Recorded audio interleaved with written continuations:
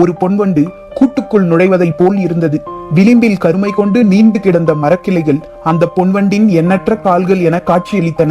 மாளிகையின் மேல் மாடத்தில் நின்றபடி மேற்கு திசையில் மலையில் மறையும் சூரியனை பார்த்து கொண்டிருந்தார் கபிலர். கண்கள் ஊர்ந்து இறங்கும் பொன்வண்டை பார்த்து கொண்டிருந்தாலும் மனம் முழுவதும் காலை சூரியனே நிறைந்திருந்தான்.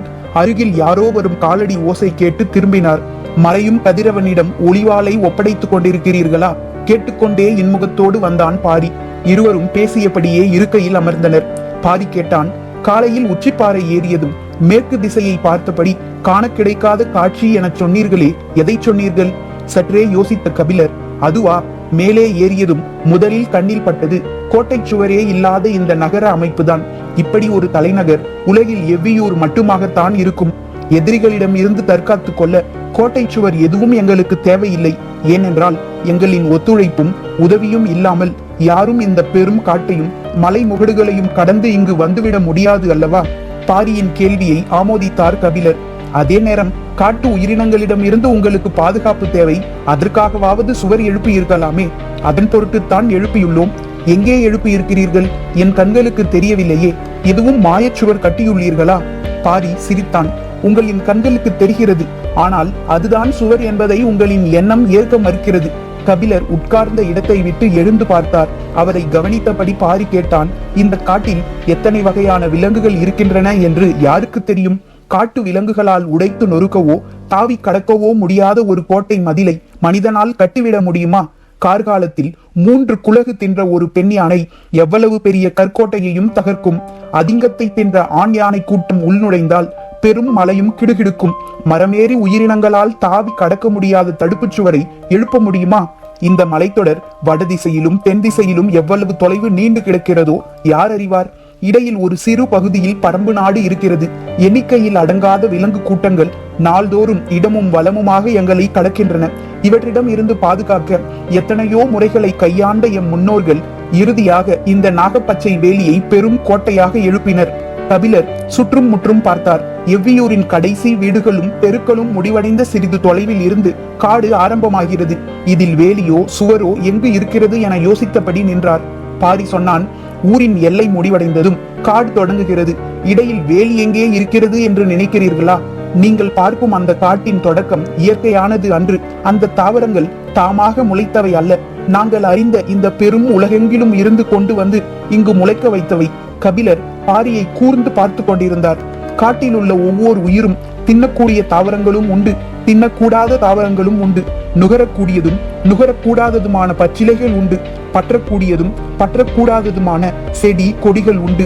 நாங்கள் வன உயிரினங்கள் நுகரவும் நெருங்கவும் பற்றவும் முடியாத தாவரங்களை கொண்டு ஒரு பெரும் வேலி அமைத்துள்ளோம். தலைமுறை தலைமுறையாக எங்கள் தாவர அறிவின் சேகரம் இந்த நாகப்பச்சை வேலிதான். இவ்வளவு எளிதான வார்த்தைகளால் எவ்வளவு பெரிய செய்தியை சொல்லிக் கொண்டிருக்கிறான் பாரி. நம்ப முடியாமல் நின்று கொண்டிருந்தார் கபிலர். இதை எப்படி மனிதனால் செய்ய முடிந்தது? அதை செய்ய முடிந்ததால் தான் நாங்கள் இங்கு வாழ்கிறோம். காற்று கூட உள்நுழைய முடியாத இந்த கானகத்தில் ஓரிரு வீரர்கள் காவல் காக்க நாள்தோறும் தூங்கி உயிரோடு எழுகிறோம். எங்கள் குழந்தைகள் மறுநாள் காலை சிரித்து கொண்டு விளையாடுகின்றனர்.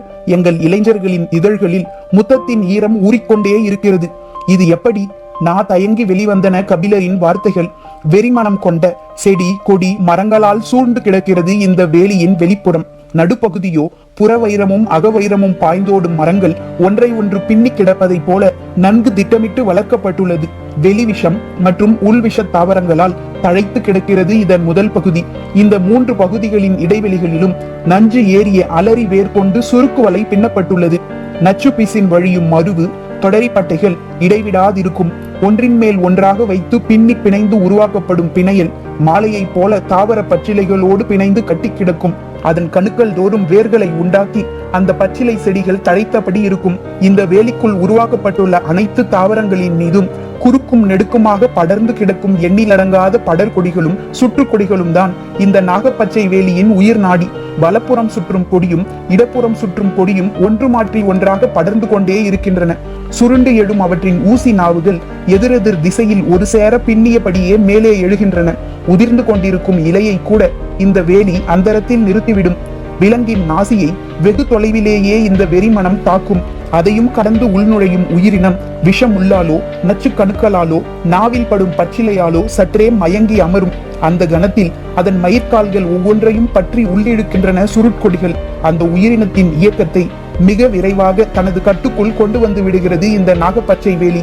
அதன் பிறகு அந்த விலங்கு அமர்ந்த இடத்தில் உள்ள தாவரமும் கரையான்களும் எறும்புகளும் சிலந்திகளும் சற்றே கூடுதல் செழிப்பு கொள்கின்றன. பாரி சொல்வதை வாய்ப்பிழந்து கேட்டுக்கொண்டிருந்தார் கபிலர். தாமரை இதழை ஒன்றின் மேல் ஒன்றாக அடுக்கி அதன் மேல் ஊன்றப்படும் வேலம் முள் முதல் இதழுக்குள் இறங்கும் நேரம்தான் கனப்பொழுது, 3ஆம் இதழை கடக்கும் நேரம்தான் இமை பொழுது, 6ஆம் இதழுக்குள் நுழையும் நேரம்தான் வினாடி பொழுது. எந்த ஒரு விலங்கின் இயக்கத்தையும் வேலம் முள் 6ஆம் இதழை கடக்கும் பொழுதுக்குள் நிறுத்திவிடும் ஆற்றல் இந்த நாகப்பச்சை வேலிக்கு உண்டு என்று எம் முன்னோர் கூறுவர். இயற்கையை பற்றிய பேரறிவின் முன்னர் தூசி என நின்று கொண்டிருப்பதாக கபிலர் உணர்ந்தார். மேற்கு மலையின் விளிம்பில் பொன்வண்டு தனது கடைசி கால்களை உள்ளிழுத்துக் கொண்டிருந்தது. பாரி இறங்கும் சூரியனையே பார்த்து கொண்டிருந்தான். ஆச்சரியம் விலக்கி சற்றே ஆர்வம் மேலிட கபிலர் கேட்டார், எந்த வெறிமனம் யானைகள் கூட்டத்தை விரட்டக்கூடியது? ஒளி உள்வாங்கும் அழகை பார்த்தபடி பாரி சொன்னான், 7 இலை பாலை. கபிலரின் கண்கள் பூத்தன. அந்த மரத்தின் வாடையை நுகரும் யானைகள் காத தொலைவுக்கு விலகி ஓடும் என்றான் பாரி. அந்த மரங்கள் எங்கே இருக்கின்றன? நான் அருகில் சென்று பார்க்க வேண்டும். பாரியின் உதட்டில் சின்னதாக ஒரு சிரிப்பு ஓடி மறைந்தது. சிரிக்கக்கூடிய கேள்வியையா நான் கேட்டுவிட்டேன் என்று யோசித்தபடி பதிலுக்கு காத்திருந்தார் கபிலர். ஒவ்வொரு திசைக்கும் ஒரு மரம் நின்று கொண்டிருக்கிறது. எறும்பு கூட்டங்கள் போல் யானை கூட்டங்கள் திரியும் இந்த காட்டில் திசைக்கு ஒரு மரம் போதுமா? அதற்கும் அதிகமாக வைத்தால் எவ்வியூர் தாங்காது என்றான் பாரி. கபிலருக்கு பதில் விளங்கவில்லை. பாரி சொன்னான், அந்த மரத்தால் வேறு தொல்லைகள் இருக்கின்றன. மத யானை 7 இலை பாலையின் வாசனையை நுகர்ந்து விட்டால் வெறி கொண்டு வந்து அந்த மரத்தை அடியோடு பிடுங்கி எரிந்து நாசம் செய்துவிடும். பின் எப்படி சமாளிப்பீர்கள்? அதன் பிறகு மனித முயற்சிதான். ஆயுதங்களும் பறை ஒலிகளும் தீப்பந்தங்களும் தான் கை கொடுக்கும். திசைக்கு ஒன்று என்றால் வந்த திசையில் இருக்கும் அந்த ஒன்றோடு அதன் ஆத்திரம் தனிய வாய்ப்பு இருக்கிறது அல்லவா? இப்படி ஒரு நிகழ்வு 3 தலைமுறைகளுக்கு முன்னர் நடந்ததாக சொல்வார்கள். ஆர்வத்தில் கேட்ட கேள்வி அதிர்ச்சியை பதிலாக கொடுத்தது. கனப்பொழுதுக்குள் மாறி செல்லும் உணர்வுகளின் வழியே பயணமாகிக் கொண்டிருந்தது கபிலரின் எண்ணம். அது மட்டுமல்ல, இன்னொரு பிரச்சனையும் உண்டு. அதுதான் மிக முக்கியமானதும் கூட. என்ன அது? அந்த மரத்தின் வாசனை காமத்தை தூண்டும். கோல் கொண்டு நெருப்பை கிளறுவதைப் போல அது வாசனையை கொண்டு காமத்தை கிளர்த்தி கொண்டே இருக்கும். சற்றே இடைவெளி விட்டு பாரி சொன்னான், எவ்வியூருக்குள் வேறு வேலையும் நடக்க வேண்டும் அல்லவா? அதனால்தான் திசைக்கு ஒரு மரம் மட்டும் வைத்திருக்கிறோம். பாரியின் சொல்லை தாண்டி வெளிவந்தது சிரிப்பு. கபிலரும் சேர்ந்து சிரித்தார். நினைவு வந்ததும் சட்டென சிரிப்பை அடக்கிவிட்டு கேட்டார், அதனால்தான் மரத்தின் அருகில் சென்று நான் பார்க்க வேண்டும் என்று கேட்டதற்கு நீ சிரித்தாயா? அவ்வளவு நேரம் அடக்கமாக வெளிப்பட்ட சிரிப்பு இப்போது பீரிட்டது. சிரித்தபடியே ஆம் என தலையை மேலும் கீழுமாக ஆட்டினான் பாரி. கபிலர் சற்றே வேகமாக, 7 இலை பாலையை அடியோடு வீழ்த்தும் மத யானை மனிதரிலும் உண்டு. சட்டென பாரி சொன்னான், காமம் கண்டு பயந்த சொல் இது. பயம் இல்லை என்று சொல்ல நான் பொய்யன் அல்ல. ஆனால் பயப்பட மாட்டேன் என சொல்ல பொய் தேவையில்லை. அதுதான் புலவன். சொல் சுடும்போது சொல்லை சுடுவான் என்று சொல்ல கேட்டுள்ளேன். இன்றுதான் சொல்லி கேட்கிறேன். நாழிகை மணியோசை எவ்வியூர் முழுவதும் எதிரொலித்தது. சூரியன் முழுவதும் விழுந்தவுடன் இருள் காட்டின் எல்லா திசைகளில் இருந்தும் இறங்கி வந்து கொண்டிருந்தது. பந்தங்களை ஏற்றும் வீரர்கள் கையில் நீண்ட குழல் போன்ற விளக்குகளுடன் ஓர் இடம் நோக்கி குவிந்து கொண்டிருக்கின்றனர். பேச்சு எதிர்பாராத கணத்தில் காமத்துக்குள் போனதை பற்றி யோசித்தபடி கபிலர் கூறினார், இரவு வரும்போதே ஏதாவது ஒரு வடிவில் காமத்தையும் அழைத்து வந்து விடுகிறதே.